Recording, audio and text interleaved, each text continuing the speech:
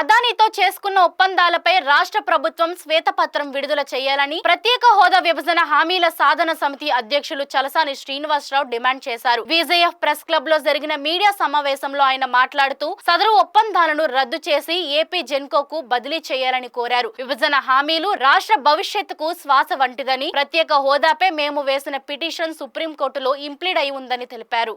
ఎవరు దాంట్లో ఏం చేశారు? లక్షల కోట్ల లాభం పొందారని.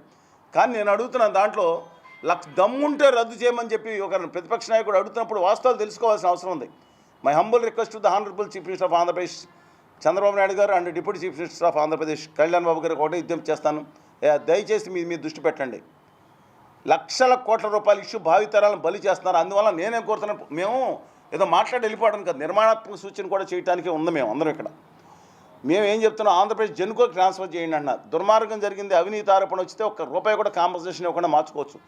ఏపీ జెన్కో అద్భుతమైన సంస్థ, అద్భుతమైన ఉద్యోగులు ఉన్నారు, బ్రహ్మాండ కెపాసిటీ ఉంది, అద్భుతంగా పనిచేసింది. ఎన్టీపీఎస్ విజయవాడ అంటే అప్పుడు ఆనాటి వీటీపీఎస్ దశాబ్దాల పాటు దేశంలో 98% PLFలో నెంబర్ 1 ప్లేస్ ఉంచుంది ఆంధ్రప్రదేశ్.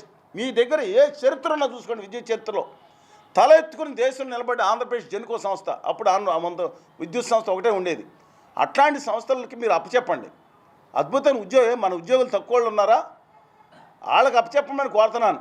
అలాగే పంపుడు స్టోరేజ్ ఉందో వేలాది కోట్ల రూపాయలు దొబ్బేశారు ఆరోపణ చేసి మరి వాళ్ళతోనే కుమ్ముక్కు అవుతున్నారు పార్టీలు. మీరు మన యొక్క వాటర్ అంటే నీటిపారుదల ప్రాజెక్టులని ఇతరుల చేతుల్లో పెట్టి, ప్రైవేట్ వ్యక్తుల చేతుల్లో పెట్టి మళ్ళీ అది ఏమైనా తెగితే కనుక మన కోట్ల మంది ప్రజల ప్రాణాలతో గేమ్స్ ఆడొద్దండి. దయచేసి వాటిని కూడా ఏపీ జెన్కోకి తక్షణమే బదలాయించమని చెప్పి కోరుతా ఉన్నాను. ఎందుకంటే ఎవడో పనికిమాలిన వాళ్ళకే కోట్ల రూపాయలు లోడ్లు ఇచ్చి 10 లక్షల కోట్ల రూపాయలు రద్దు చేస్తుంటే నా ఆంధ్రప్రదేశ్ జెన్కోకి, తెలంగాణ జెన్కోకి ఇవ్వలేదండి. వాళ్ళ దమ్ము ఉంది కాబట్టి రేవంత్ రెడ్డి గారు 100 కోట్ల రూపాయలు ఇచ్చిన దాన్ని రిటర్న్ చేసి పడేసి మిగతా ఒప్పందాలు కూడా సమీక్షిస్తానని దమ్ము ఉంది రేవంత్ రెడ్డి గారు. ఎందుకంటే వాళ్ళు ఆ విషయంలో నిజాయితీ ఉందని భావిస్తున్నాను నేను.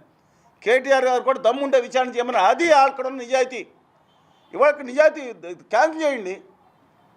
మాకు ఎవరి మీద కోపం లేదు, రాష్ట్రాన్ని న్యాయం చేయమని కోరుతున్నాం కదా. అదాని గారు ఒప్పందాల విషయంలో రాష్ట్రాన్ని న్యాయం నేనే అక్యూజన్ చేయట్లేదు. చంద్రబాబు నాయుడు గారు 1000 కోట్ల ఒప్పందాలు చేసుకున్నారు, జగన్మోహన్ రెడ్డి గారు చేసుకున్నారు. వాళ్ళు నేరస్తులు, నేనేం మాట్లాడట్లేదు.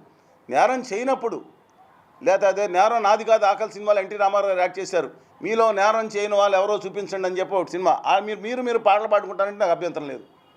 Due respects. దయచేసి రాష్ట్రంలో జరుగుతున్న అన్యాయాన్ని అడ్డుకోమని చెప్పి కోరుతానని